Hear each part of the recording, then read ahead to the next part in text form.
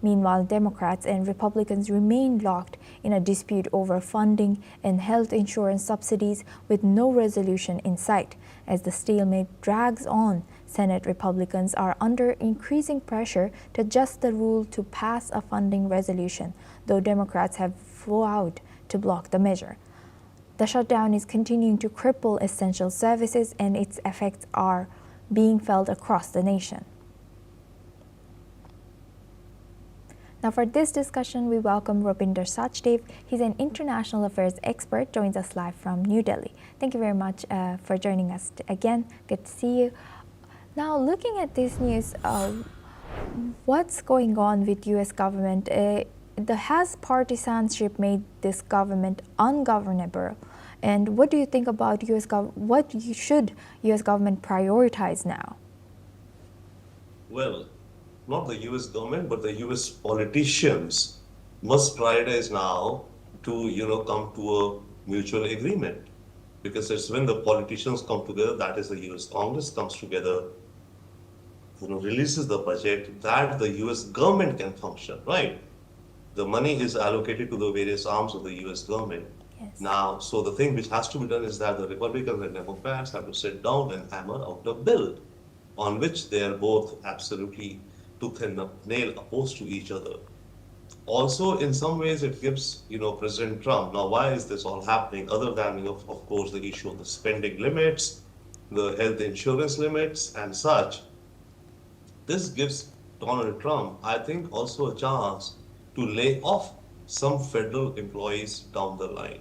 Because right now, many of the employees are either work from home or are not supposed to come into the office. So, with these employees absent, to what extent can the federal government run? I think that's also one thesis that Donald Trump is testing out. But yes, what it means is that public services will suffer, many of them. But especially air travel is one public service which is very visible, right? People at airports, flights getting delayed and all. It's something which you see it which is there in your face. Yes. Other services are also being curtailed, many of them, but they're not so visible. So air travel is perhaps the number one visibility of the shutdown right now. Yes, and are American workers and public safety, are they being sacrificed? Should they show up to work for political leverage? And can bipartisan compromise still exist in Washington's polarized climate? Sure. Yeah, Washington is very, very much polarized, absolutely. But at some point of time, they will have to come to a consensus between the Republicans and Democrats to pass the budget bills. Now, till what time would they, kind of extend, delay, or hold off? We just don't know. And given Trump and the way his decisions are, he might stake out for a long-term shutdown. He may say, okay, it doesn't matter. But it could matter to him because public will get affected. And once again, let's say, take the example of the air travel industry. Right now, you see, it's not only a matter of air traffic controllers are less in number reporting to duty or are overburdened or tired, could make mistakes. It is also because airlines is a very regulation and safety driven industry. There have to be regular maintenance checks, there have to be regular safety checks, regular certifications and trainings which should be going on. With time, those are quote unquote non-essential services, so they are being halted, and which will further lead to even more delays. So coming weeks, we could see air travel in America getting even more problematic and troublesome and delayed, and people being harried as a result of the shutdown. That would be one impact that we could see. Yes, indeed. Thank you very much, Sir Rupinder Sachdev, for sharing that insight as an international affairs expert. Now we move on to our next news. Protesters in Chicago have confronted Gregory Bovino, the U.S. Customs and Border Protection commander, on Wednesday morning. Bovino was on patrol with dozens of agents when a car crashed. While waiting for police, protesters shouted insults and demanded agents remove their masks. Two protesters claimed an agent sprayed a substance out of his vehicle window as the convoy left the scene. Tensions in Chicago have been high as the Trump administration increases immigration enforcement efforts, arresting immigrants without criminal records. A federal judge in Chicago has questioned immigration officials this week about the use of tear gas and forceful tactics against protesters. Let's in fact listen in to some of the protesters. Somebody was talking to them, and then they might have hit the window. Like the officer sticked out his hand and he sprayed them.